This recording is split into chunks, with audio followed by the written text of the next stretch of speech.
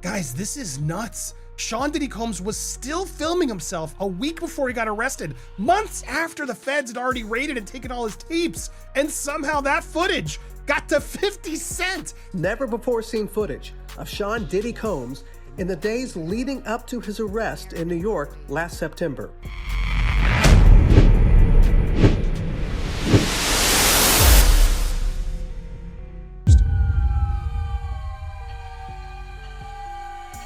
We have to find somebody that'll work with us that has dealt in the dirtiest of dirty business. We're losing. Everyone is talking about this right now, and you're about to understand why. Just days before his arrest, after federal agents raided his properties and seized his devices, Shawn Diddy Combs was still filming himself as if nothing around him had changed. He was recording private conversations, personal reflections, and strategy discussions, creating what looked like a behind-the-scenes documentary of his own downfall.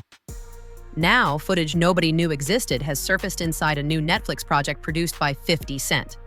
Lawyers are concerned, the public is stunned, and the internet wants answers immediately. The most confusing part is how this footage reached 50 Cent in the first place. These recordings should have been locked away, protected, or kept entirely out of public view. Instead, they somehow made their way into the hands of one of Diddy's longest-running rivals. Reports suggest some of the clips were shot less than a week before his arrest, long after investigators searched his homes. That timing alone raises questions about who had access and why they chose this moment for the footage to appear. Dirty business. We're losing. When you watch the documentary, the tone is striking. Diddy is seen instructing a cameraman to film him overlooking the city like he owns it. There's no concern, no fear, no sense that he's facing serious legal pressure. Instead, there's confidence bordering on detachment, almost as if he believed he was above any consequences.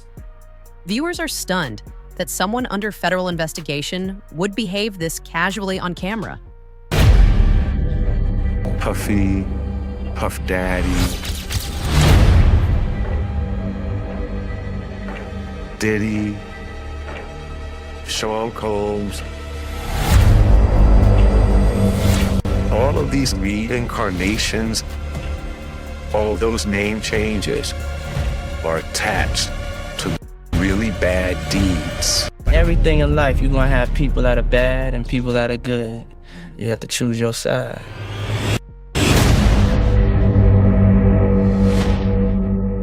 To really understand why this footage exists, you have to look at Diddy's documented obsession with image. For decades, he reinvented himself through names and personas. Puff Daddy Puffy, P. Diddy Diddy, Brother Love. Each alias came with a new narrative.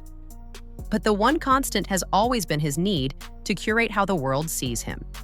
Cameras have followed him since the beginning, and that habit of filming everything seems to have continued even when it no longer made sense. Before we go deeper, I want to hear your thoughts. Do you think this footage was leaked by someone inside Diddy's circle? Or did 50 Cent pull off one of the most strategic media moves we've ever seen? Drop your theories in the comments, hit the like button, and tap the hype button so this story reaches more viewers. Your engagement helps push this breakdown into the algorithm, and trust me, it only gets more surprising from here. People who have worked around Diddy say he doesn't just live his life, he documents it. Even in private moments, he reportedly maintained some level of performance, always calculating how things might look from the outside. That mindset can build a powerful brand, but it can also become a trap. When someone depends on being seen, they might keep recording even when the situation demands silence. That pattern seems to be exactly what happened here. Listen to me. I'm gonna get off the phone right now, and I am gonna let you professionals look at the situation and come back to me with a solution. No matter what, no matter what nobody said. Let's just here and there, y'all are not working together the right way. We're losing. The footage includes a moment where Diddy tells his legal team, "We're losing." It's a short line, but it carries weight. This is a man who built his empire around the idea of constant winning, constant success, constant elevation. Hearing him acknowledge the opposite feels like a rare moment of honesty. But it also hints at fear. Fear that his public story was slipping away, fear that the world was finally catching up to him, and fear that he might not be able to control the narrative anymore.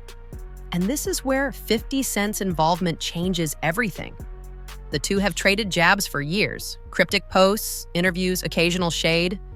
Some people thought 50 Cent was exaggerating or just trying to provoke him for attention. But now, with these recordings in a Netflix documentary, those earlier comments look very different. What once seemed like rivalry now feels like foreshadowing. The exclusive video also shows Combs in Harlem greeting fans. Off my back, bro. Long as you win. I'm gonna win. Long as you win, we win it. I'll accept it. I need some hand sanitizer. Hold on. I got it. I've been out in the streets amongst the people. Yeah, I gotta take a bath. Like the amount of people that actually I'm coming in contact with, like that's what I have to do. You know what I'm saying? It's like 150 hugs. One of the clips already going viral shows Diddy greeting fans and hugging people, then immediately saying he needs sanitizer because of how many hands he touched. Some viewers felt it exposed a disconnect between his public persona and his private attitude toward the people who supported him. It's a small moment, but small moments often reveal the most authentic truths. Another line captured in the footage stunned everyone. "We need someone who deals in the dirtiest of dirty business." It's the type of statement most public figures would avoid even joking about. Whether he meant it literally or figuratively, viewers immediately questioned why someone claiming innocence would use wording like that. It doesn't prove wrongdoing, but it raises serious questions about judgment and awareness. Legal experts quickly weighed in on the footage involving his attorneys. Usually, conversations between a client and their lawyers are protected by attorney-client privilege. But that protection can disappear if the client films the conversation or allows third parties in the room. That means Diddy may have unintentionally waived some of that privilege, depending on who was present and how the footage was stored. It's a detail that could create complications depending on future legal developments.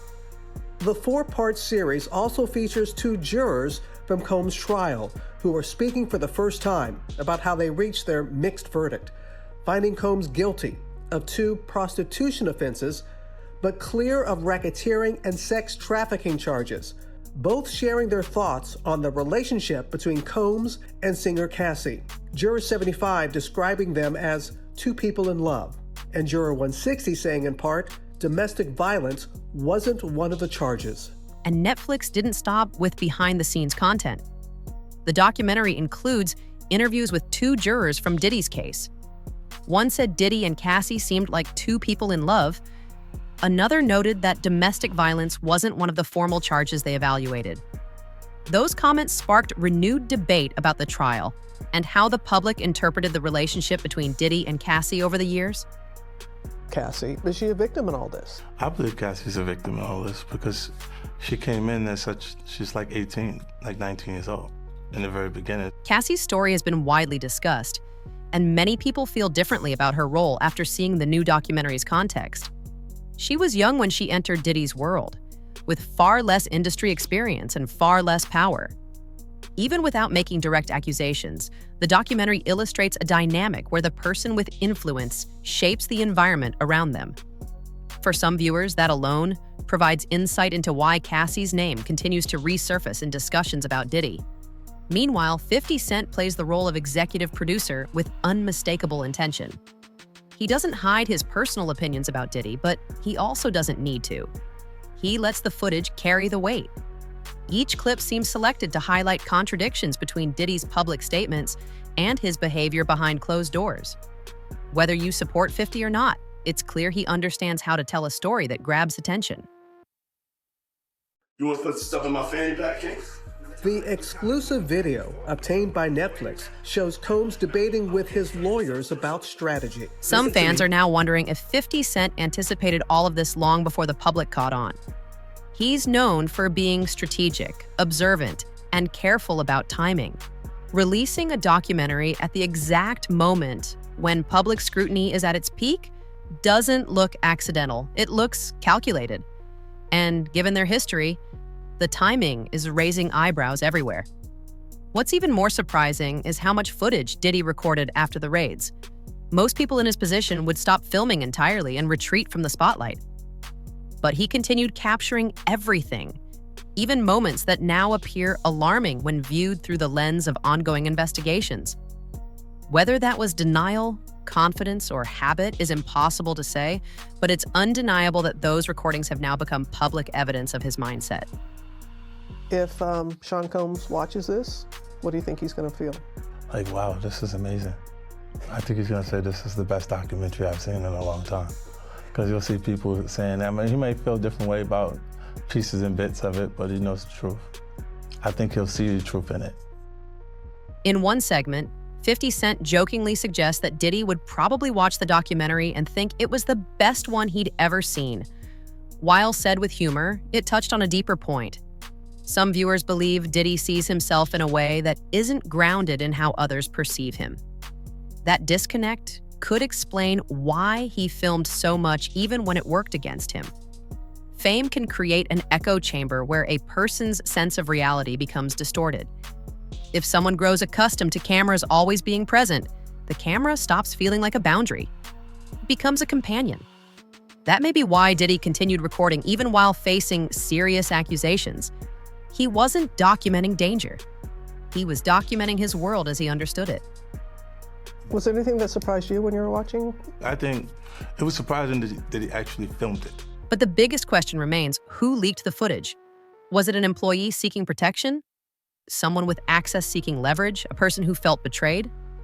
The documentary doesn't say, but insiders believe more than one person had access to these recordings. When someone powerful begins to fall, allegiances shift quickly and quietly. If leaks continue, this documentary may only be the beginning. Streaming platforms know the public's appetite for serialized scandals, and these stories rarely end in a single episode. If additional clips exist, and some insiders say there are hours of unused footage, there may be more releases in the future. It was very interesting to watch a man who's known for his brand presence. You know, he has a really amazing knack for marketing and all of that, and how he was sort of taking that into account in how he was coming off to the public. As of now, the documentary has reopened debates about Diddy's legacy, his influence, and the dynamics surrounding his relationships. People once viewed him as a visionary.